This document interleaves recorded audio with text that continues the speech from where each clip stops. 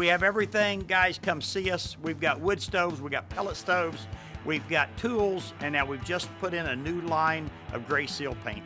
Great paint, great prices, Gray Seal. And the go-karts are fun. Mention WKN News and get $10 off a $20 or more purchase through the month of January. Come see my dad at Anderson's Hardware, where you are treated like family. Mention WKN News until the end of January and receive $10 off your first purchase of 20 or more.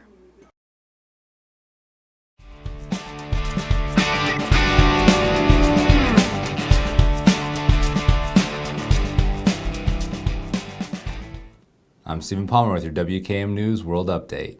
London's Heathrow Airport has long been known as the world's busiest airport. With 2 full-time runways, Heathrow saw 73 million people come and go last year, their busiest year to date. Heathrow has also boasted 75% of its flights in and out were within 15 minutes of their schedules. The airport has been in the process of convincing the governing body that it's time to build a 3rd runway to help with the high volume of flights. Their argument may have gained some momentum in recent days as Heathrow has been nudged out of the top spot. After 35 years of loading and unloading the most travelers from around the world, Heathrow has reluctantly relinquished its crown to Dubai's International Airport. Dubai's government-run Emirates Airline is the main reason for Dubai's move to the lead. Emirates Air flies the most long-haul passengers than any other carrier in the world. Now that Dubai has taken the crown, they have publicly declared they have no intention of letting it go. They are planning to add another runway in the near future to cement their spot at the top. It's not jet lag, but 78-year-old Pope Francis had to cancel his busy schedule to take a moment to rest.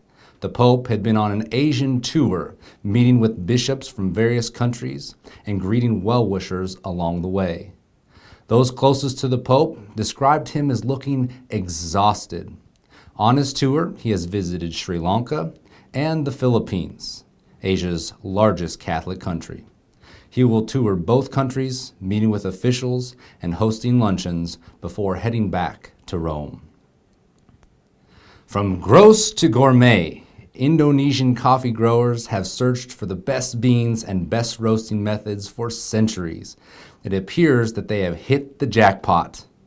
Coffee harvesters are now collecting nuggets of coffee beans left behind by the civet, a cat-like creature from the region.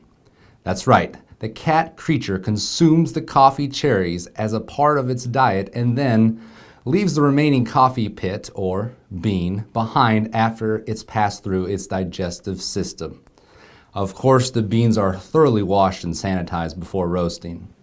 Coffee experts claim that the roast, called Kopi Luwak, is possibly the best tasting coffee ever.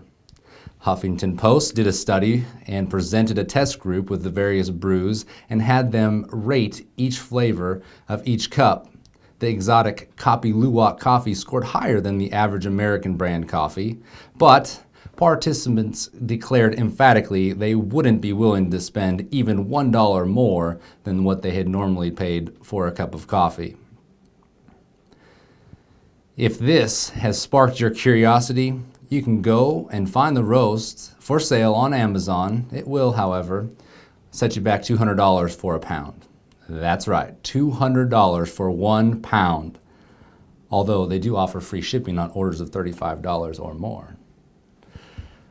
Oil prices continue to fall, and for the first time in a long time, drivers don't wince at the price to fill up. Many have begun to wonder how long these prices will last. Is it a temporary reprieve, or are these rates here to stay?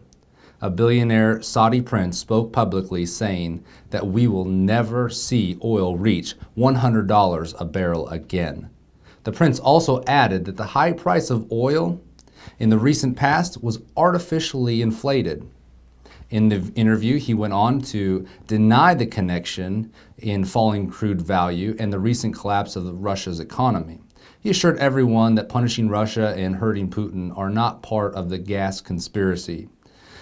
The prince is convinced that the price has been driven down by an oversupply. With the US, Russia, Iraq, Libya, and the rest of the Middle East continuing to produce oil at high volumes, we will continue to see prices remain down until the supply and demand stabilizes. For now, we'll enjoy the respite. For WKM News, I'm Stephen Pomeroy with your World News Update.